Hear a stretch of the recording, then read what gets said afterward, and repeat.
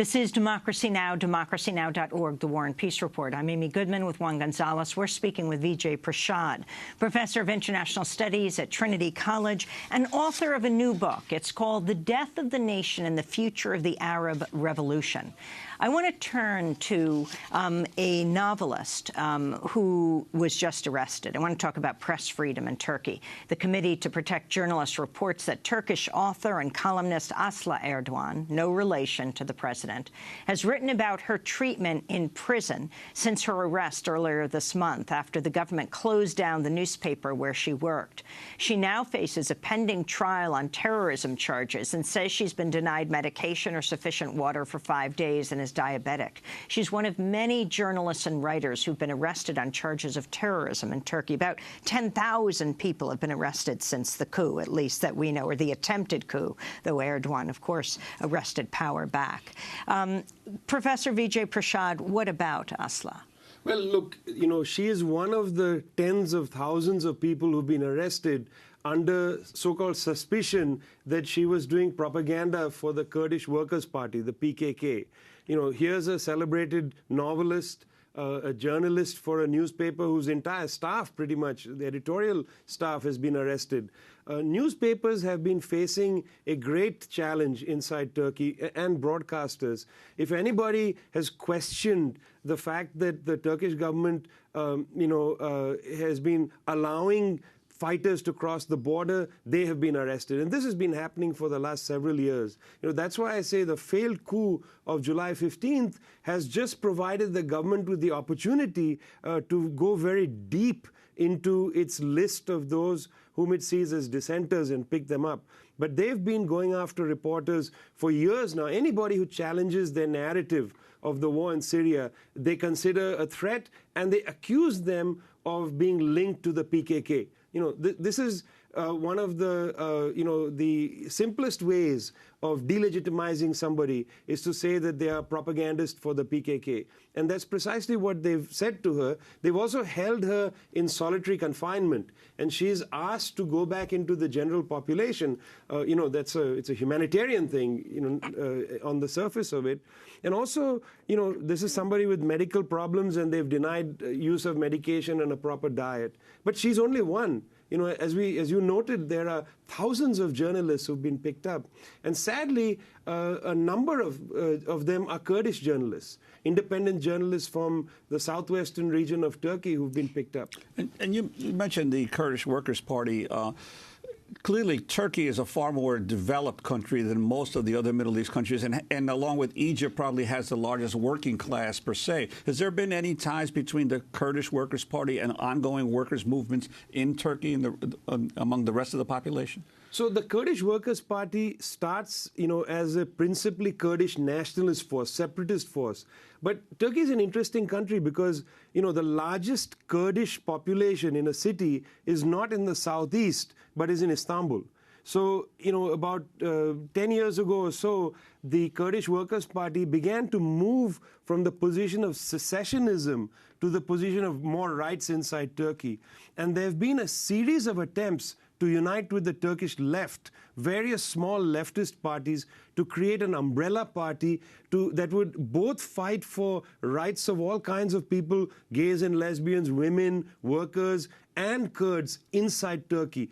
And the most recent party of this kind was the HDP, which, had in both elections in 2015, there were 2 parliamentary elections, did well enough to block Mr. Erdogan's attempt to create a presidential form of government.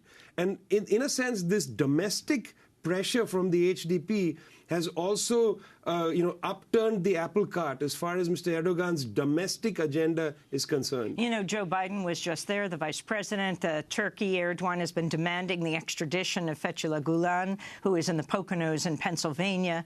Biden wrote a piece in a Turkish paper, and Foreign Policy has said that Turkey has admitted that they have not given evidence that this man was behind the attempted coup. Explain overall the significance for people who have never heard heard of him. It's not just about the PKK in Turkey. No, it's not. The PKK provides, I think, the opportunity for the Turkish government to go after a large number of journalists, because many of these journalists that they've picked up are people of the left. The purges in the military, in the judiciary, in those sectors, they've blamed on people with sympathies to the Gulen movement or being members of the Gulen movement. Now, when Mr. Erdogan came to power in the early 2000s, one of the great fears of this kind of Islamist movement was that they would suffer a coup by the military, that the military, which was largely Republican, would go and overthrow them. So from the very beginning, the AKP party, the party of Mr. Erdogan, has been very careful not to antagonize the military. And through the early years, Mr. Gulen's movement and Erdogan both collaborated in stuffing their people into the military and into the judiciary.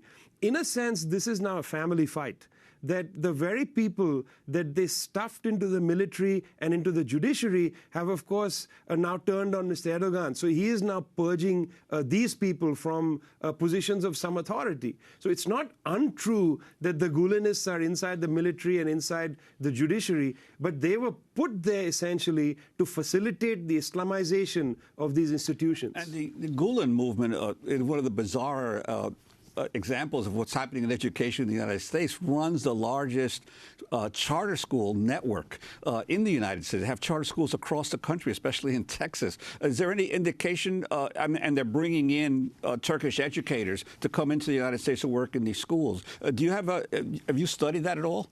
No, I haven't looked at that, but I've read about it. And the interesting feature, of course, is that this charter school movement, or this push towards having faith-based schools in the United States, is so closely linked to the agenda, not only in Turkey, but in Pakistan, in various other places. And, you know, you see the downside of this, the promotion of a kind of theocratic mindset, the promotion of, a lack of appreciation of the diversity of populations, of minorities, of science, things like that. So, of course, the United States, I'm glad you raised this, because the United States is not somehow outside this process. The United States is very much in this process, not only by promoting this overseas, but, of course, by promoting it from Texas to New York. It's not only Texas one. We like to think of Texas as a sort of, bastion of the American Taliban, but this American Talibanization has been happening everywhere. I wanted to move from Turkey to Saudi Arabia. While Joe Biden went to Turkey, Secretary of State John Kerry went to Saudi Arabia. Talk about Saudi Arabia and what's happening today and the U.S. role in Saudi Arabia. Well, this is actually, I think, the most important meeting. And it's important that Mr. Kerry went to Saudi Arabia before meeting Lavrov in Geneva.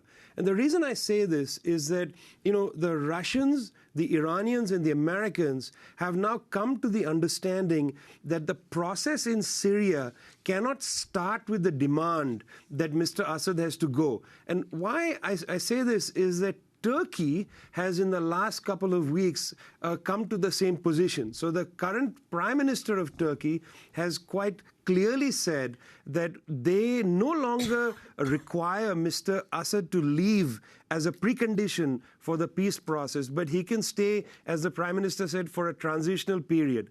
The only power in the region, the so-called subjugating powers of the region that has not accepted this view is Saudi Arabia and to some extent its Gulf Arab allies.